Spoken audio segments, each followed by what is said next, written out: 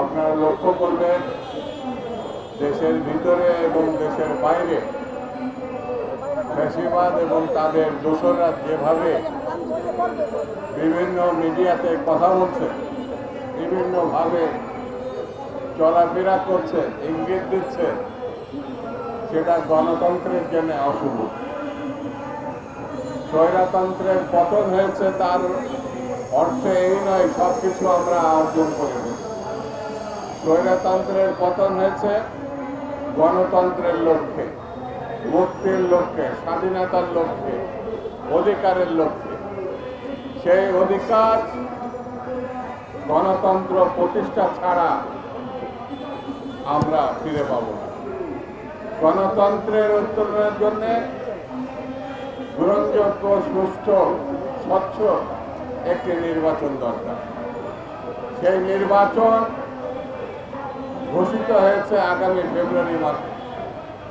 জনগণ উল্লসিত হয়েছে, জনগণ প্রত্যাশা করে ফেব্রুয়ারি মাসের মধ্যেই নির্বাচন হতে হবে।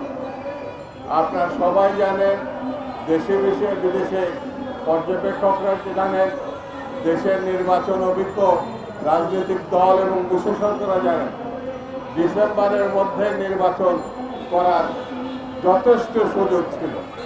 তারপরেও সরকার প্রধান হিসাবে ডক্টর ইউনূস বলেছেন তিনি একটি ঐতিহাসিক নির্বাচন ফেব্রুয়ারি মাসে করতে চান। সেই বিবেচনায় আমরা ডিসেম্বর থেকে ফেব্রুয়ারির নির্বাচন মেনে নিয়েছি। তবে সতর্ক থাকতে হবে, এই ফেব্রুয়ারি মাস যেন কোনোভাবে ক্রস না করে। কে নির্বাচিত হবে জনগণ তা নির্ধারণ করবে, তার ভোটাধিকার ফিরিয়ে দিতে হবে। গত 3টা নির্বাচনে শেখ হাসিনা বাংলাদেশের গণতন্ত্রকে কবরস্থ করেছে। শেখ হাসিনা গণতন্ত্রকে শুধু কবরস্থ করেছে এটাই বড় কথা না,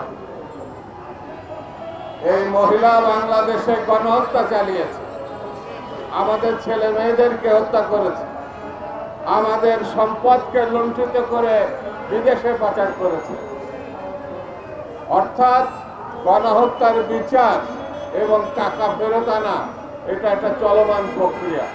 এই প্রক্রিয়ার মধ্যেই নির্বাচন হতে হবে, নির্বাচিত সরকার প্রতিষ্ঠা করতে হবে, যারা আরব্ধ কাজ বিচারকে এগিয়ে নিয়ে যাবে, লুণ্ঠিত অর্থকে দেশে ফিরিয়ে আনবে, প্রয়োজনীয় সংস্কার চলমান থাকবে।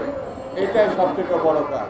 সেই জন্য বন্ধুরা, আজকে স্পষ্ট করে বলি, গণতন্ত্র নিয়ে যদি কেউ টালবাহানা করে, নির্বাচন নিয়ে যদি কেউ টালবাহানা করে, তাহলে বুঝতে হবে তারা স্বৈরতন্ত্র এবং ফ্যাসিবাদকে ফিরিয়ে আনতে চাচ্ছে।